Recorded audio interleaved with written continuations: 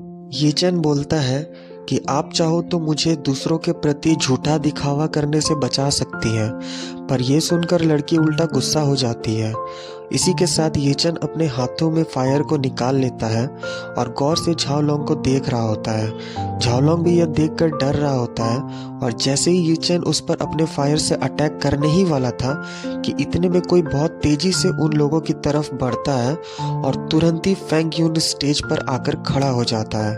और जब उसे दिखाया जाता है तो वो कोई और नहीं, झाओलोंग के मास्टर थे, जिसे देखकर सभी लोग अपने मास्टर को ग्रीटिंग्स करने लग जाते हैं। पर झाओलोंग का तो हालत इतना बुरा था जिस वजह से मानो उसके फेस पर एक ही साथ दो दो एक्सप्रेशंस आ रहे थे, एक खुशी और एक डर का। किसी तरह झाओलोंग खुद को संभालता है और अपने मास्टर को देखते हुए उनसे हेल्प मांगता है और बोलता है कि मास्टर, ये चैन पागल हो चुका है, वो मुझे मारना चाहता है। और इसी के साथ बाकी सभी डिसाइपल्स भी मास्टर से बोलने लगते हैं कि ये सही बोल रहा है मास्टर जी, ये चैन को खून का भूख बहुत ज़्यादा है, इसे बहुत बुरी पनिशमेंट मिलनी चाहिए। अगर इस एज में इस तरह का खून का भूख है तो इसका फ्यूचर आगे चलकर बहुत बुरा होगा। आपको ब्रदर झाओ को जस्टिस दिलाना ही होगा। यह सब सुनकर मास्टर जी ये चैन की तरफ देखते हैं और उससे बोलते हैं कि ये चैन, तुम अपने स्वॉर्ड को नीचे रख सकते हो, मैंने तुम्हारा स्ट्रेंथ देख लिया है, तुम आकर मुझे ज्वाइन कर सकते हो और मेरा डिसाइपल बन सकते हो। जिसे सुनकर बाकी सभी डिसाइपल्स बहुत कंफ्यूज हो जाते हैं और कंफ्यूजन में बोलते हैं कि मास्टर जी, इसका मतलब क्या है? मास्टर तो ये चैन को अपना डिसाइपल बनाना चाहते हैं, ऐसा तो मैंने पहली बार देखा है। बुलशिट! क्या ऐसा हो सकता है कि ये चैन ये सब कुछ सिर्फ इसलिए किया ताकि वह मास्टर जी का अटेंशन ग्रैब कर सके? और इसके अटेंशन को सच में डी यांग पीक में एक्सेप्ट कर लिया गया है। इसने तो सच में वह पा लिया जो ये चाहता था। इसके बाद ये चैन बोलता है कि मास्टर, आपका ऑफर के लिए बहुत शुक्रिया, पर मुझे आपका डिसाइपल बनने में कोई इंटरेस्ट नहीं है। इसे सुनकर सभी लोग बहुत शॉक हो जाते हैं, जो कि मास्टर जी हैंग यू सेक्ट का तीनों पीक्स के एल्डर में फर्स्ट सीट है। काउंटलेस लोगों ने इनका डिसाइपल बनने की कोशिश की, पर ये फर्स्ट स्टेज का ची कंडेंसेशन वाला इस ऑफर को रिजेक्ट कर रहा है। यह पहली बार है कि मास्टर जी किसी आउटर डिसाइपल को अपना पीक को ज्वाइन करने के लिए इनवाइट कर रहे हैं, पर उन्हें रिजेक्शन का सामना करना पड़ा। कितना अजीब बात है ये सब सुनकर तो मास्टर जी भी बहुत ज़्यादा शॉक हो गए। उन्हें तो यकीन ही नहीं हो रहा कि वह क्या सुन लिए और दोबारा से ये चैन से कंफर्म करते हैं कि तुमने क्या कहा। ये चैन के इस तरह का एटीट्यूड को देखकर वो बहुत गुस्से में आ जाते हैं और अपना ऑरा रिलीज कर देते हैं। इसी के साथ ये चैन बोलता है कि मैंने कहा कि मुझे आपके पीक का डिसाइपल नहीं बनना। जब सिलेक्शन हो रहा था तब तीनों पीक के मास्टर ने मुझे रिजेक्ट कर दिया था, और अब जब मैंने अपना पोटेंशियल दिखाया है तो उनमें से एक आकर अपना हाथ आगे बढ़ा रहा है। पर मैं भटकता हुआ कोई आवारा नहीं हूँ जिसे जब मन करे तब कोई भी आकर अपने पास रख ले। एक अच्छा घोड़ा कभी भी अपना पुराना जगह पर दोबारा चरना पसंद नहीं करेगा।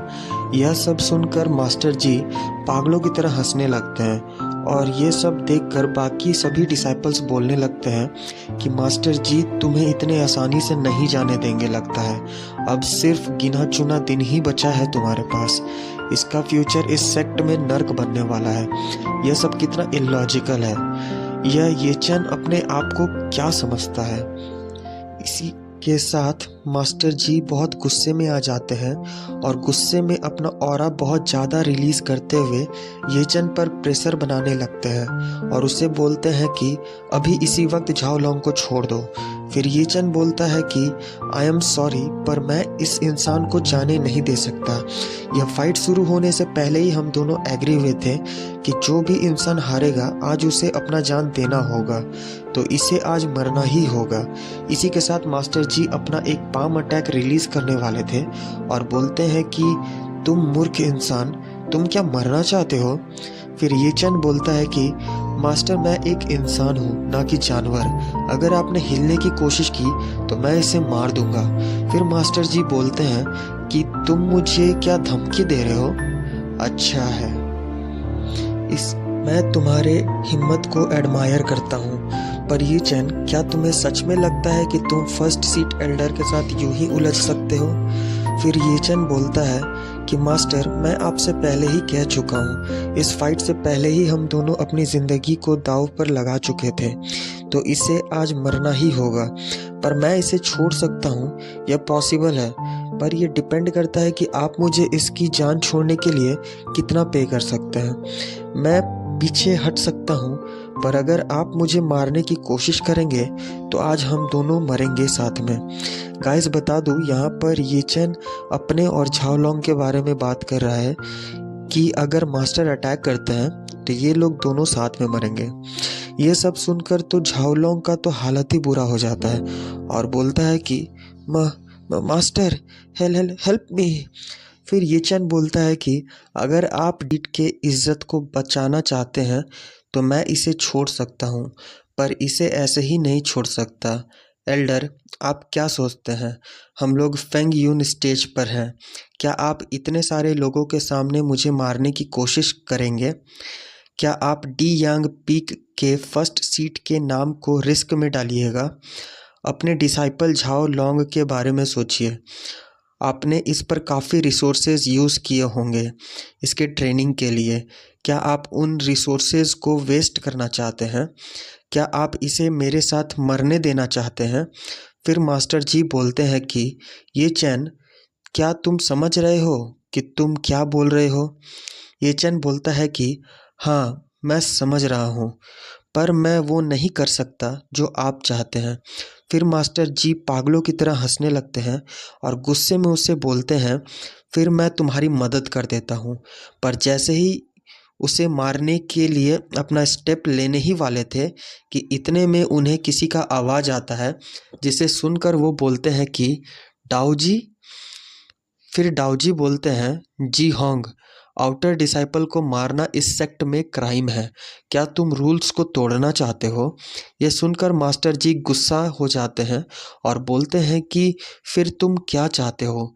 ये चैन मेरे डिसाइपल को मारना चाहता है, तो क्या मैं उसे मेरे आँखों के सामने मरते हुए देखूं, या तुम चाहते हो कि मैं अपनी आँखों को बंद करके अंधा बन जाऊं? फिर डाओजी बोलते हैं कि तुम्हें लगता है कि मैं ये चेन को फेवर कर रहा हूँ। इसी के साथ वो हंसने लगते हैं और बोलते हैं कि ये दोनों फेंग यून स्टेज पर है और इस फाइट को शुरू करने से पहले दोनों ही एग्री हुए थे कि जो भी हारेगा वो आज अपनी जान से जाएगा। फिर तुम ही बताओ कि मैं कैसे उसे फेवर कर रहा हूँ। ये पीछे हटने को तैयार है। तुम अपने डिसाइपल को बचा सकते हो, फिर तुम उसे क्यों मारना चाहते हो? तुम्हें क्या लगता है कि मैं अंधा हूँ, देख नहीं सकता कि तुम इस हार को अफोर्ड नहीं कर सकते, इसलिए तुम उसे मारना चाहते हो?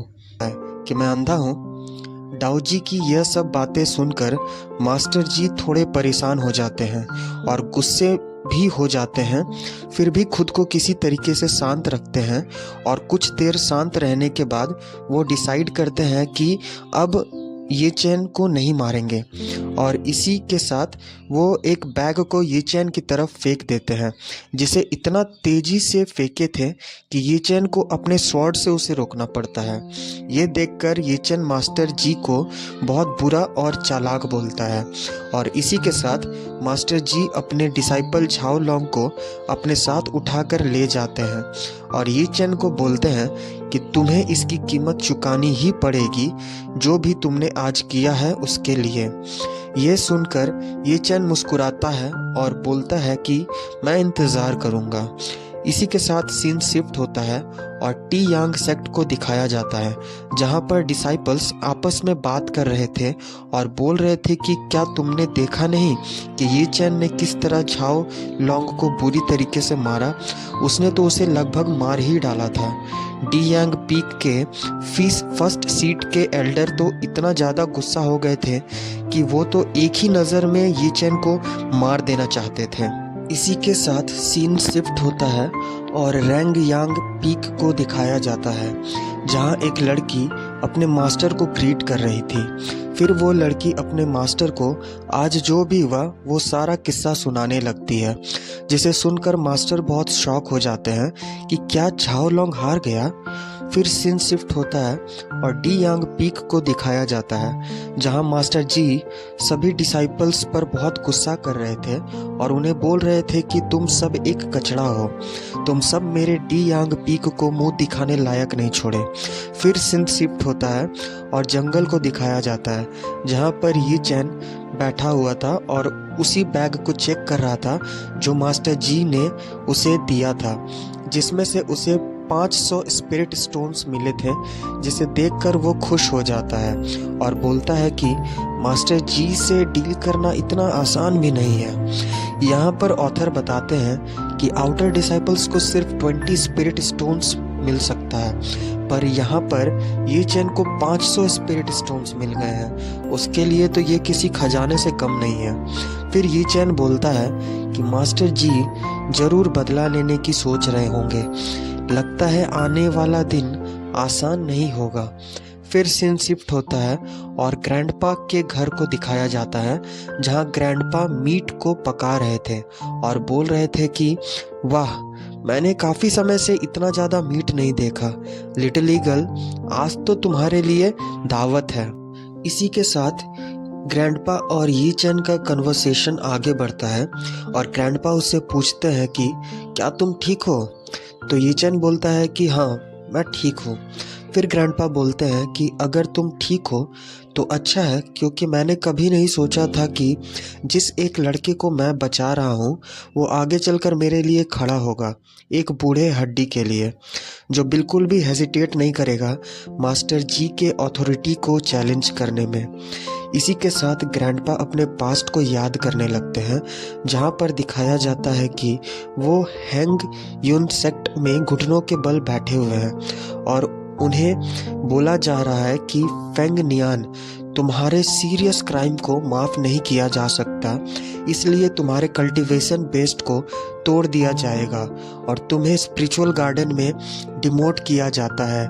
उम्मीद करता हूँ कि तुम अपना ख्याल रख लोगे। इसी के बाद कुछ लोग फेंग नियान के बारे में बात कर रहे थे और बोल रहे थे कि देखो इसे जरा, पहले फेंग नियान के पास कितने लोग थे जो इसे देखते थे या पूछते थे, और अब देखो इसको देखने वाला या पूछने वाला भी कोई नहीं है। इसी के साथ एक लड़का आता है और फेंग नियान के फेस पे एक मुक्का मार देता है, जिसके वजह से फेंग नियान घुटनों के बल गिर जाते हैं और उनके सर पर लात रख कर वो लड़का बोलता है कि ओल्ड फार्ट, क्या तुम अभी भी जिंदा हो। गाइज, आपकी जानकारी के लिए बता दूं, फेंग नियान हमारे ग्रैंडपा का ही नाम है। यहाँ तक कि फिर आगे स्टोरी पे आते हैं। यहाँ तक कि यंगर जनरेशन का डिसाइपल्स भी फेंग नियान के लिए बहुत सारी मुसीबतें खड़ा कर रहे थे। फिर ग्रैंडपा सोचते हैं कि उन सीनियर ब्रदर्स और जूनियर डिसाइपल्स जिन्होंने मुझे धोखा दिया, अगर मैं उन सबको ये चैन के साथ कंपेयर करूं तो ये चैन काफ़ी अलग है उनसे। इसी के साथ ग्रैंडपा अपने पास्ट से बाहर आते हैं और सुनते हैं कि ये चैन उन्हें बुला रहा है और बोल रहा है कि खाना तैयार है, हम आपका इंतज़ार कर रहे हैं। वो छोटा बच्चा और ये चैन आज काफ़ी खुश है। इसी के साथ वह छोटा बच्चा अपने लिटिल ईगल को बहुत खुशी के साथ एक मीट का टुकड़ा खिलाता है। फिर अचानक से दिखाया जाता है कि रेंग यांग पीक की सूजियान चलकर ये चैन के पास आ रही थी। ये वही सूजियान है जो फाइट के दौरान ये चैन को उसे जाओ लॉन्ग को मारने से रोक रही थी।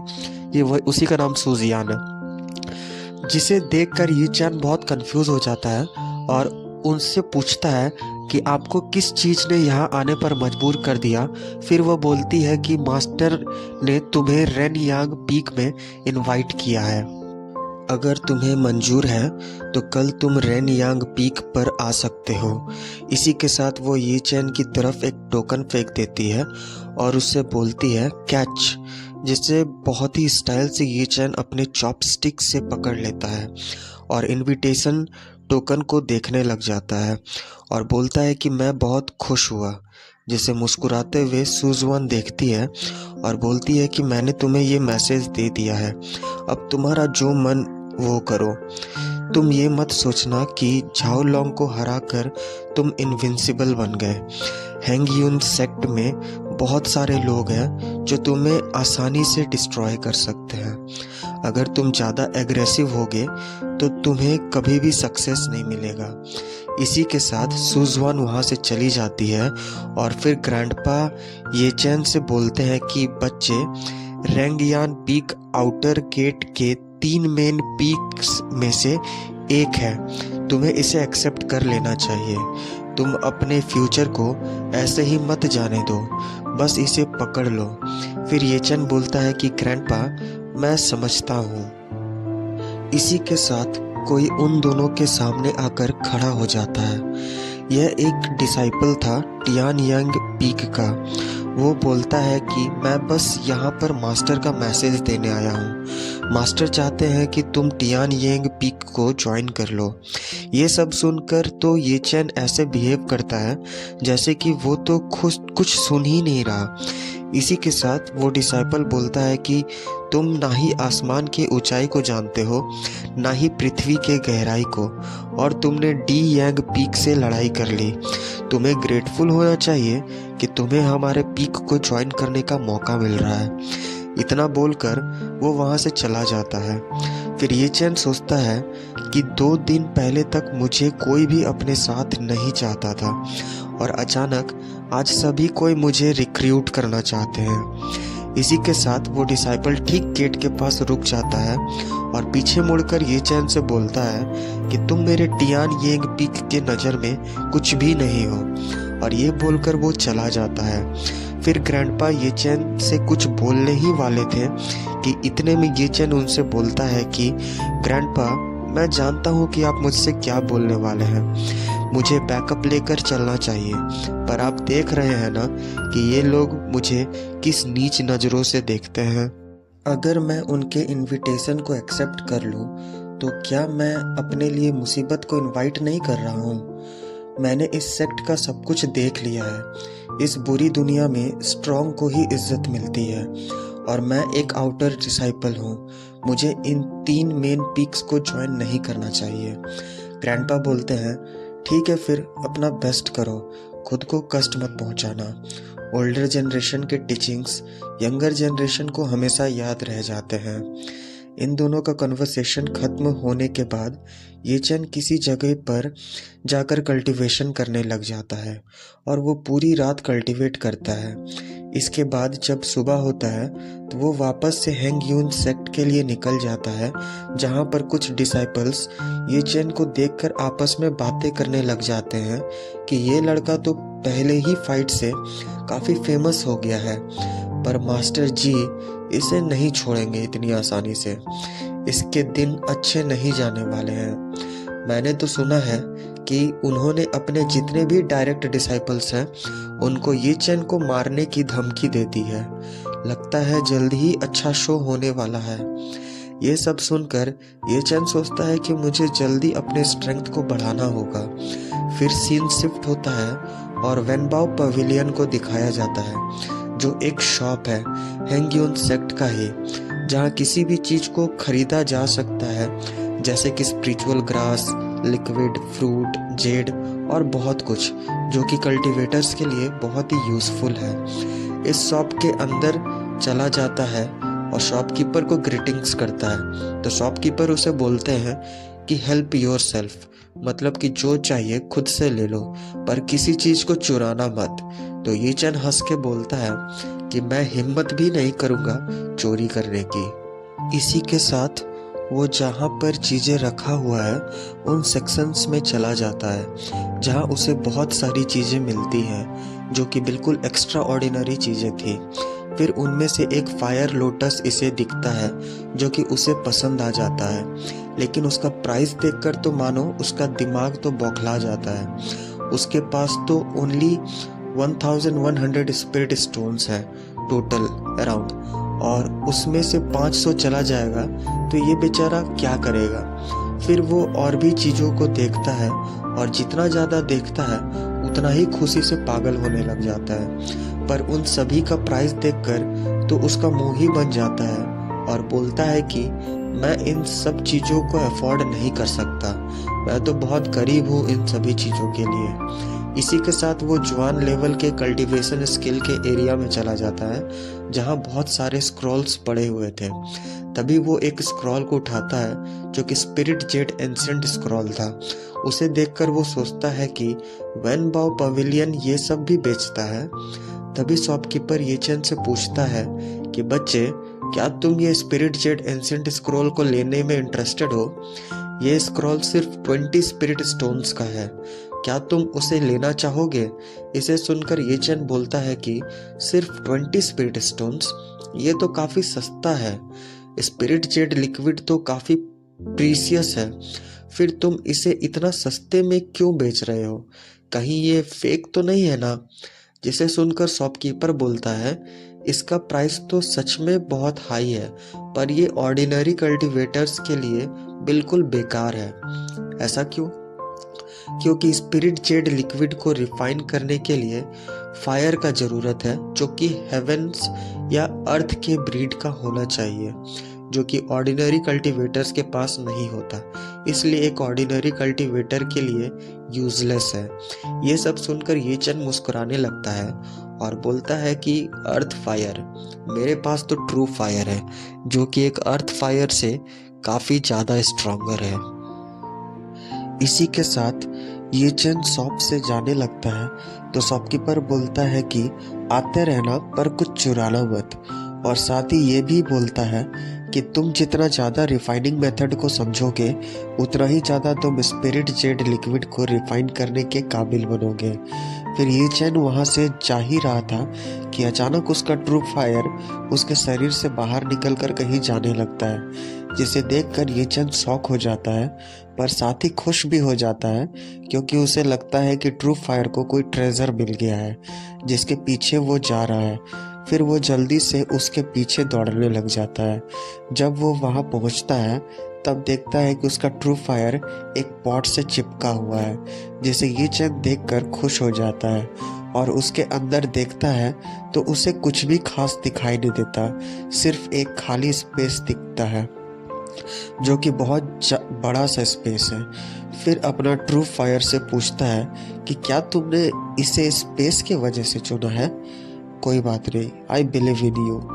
और इसी के साथ ये चैन इस पॉट को खरीदने चल जाता है, पर जैसे ही इसका रेट सुनता है तो जोर से चिल्लाने लगता है क्योंकि इसका रेट 1300 स्पिरिट स्टोन्स था, जबकि ये चैन के पास तो सिर्फ 1100 ही स्पिरिट स्टोन्स था।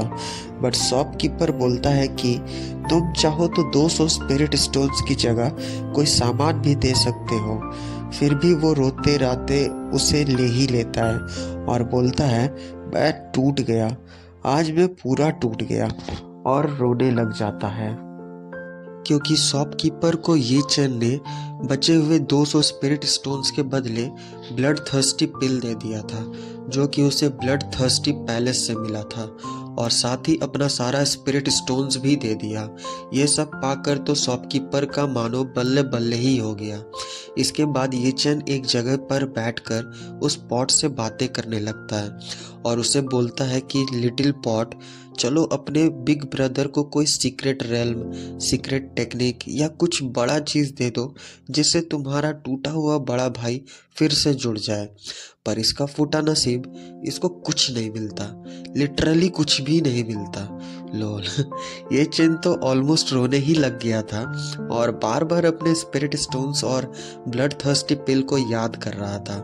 फिर बोलता है कि चलो देखते हैं कि तुम्हें वापस लेता है कि नहीं शॉपकीपर। इसी में शाम हो जाता है और वो सोचता है कि स्पिरिट जेड लिक्विड को रिफाइन करना इतना मुश्किल भी नहीं है, बस स्पिरिट ग्रास चाहिए। चलो स्पिरिट ग्रास को ढूंढते हैं पहले।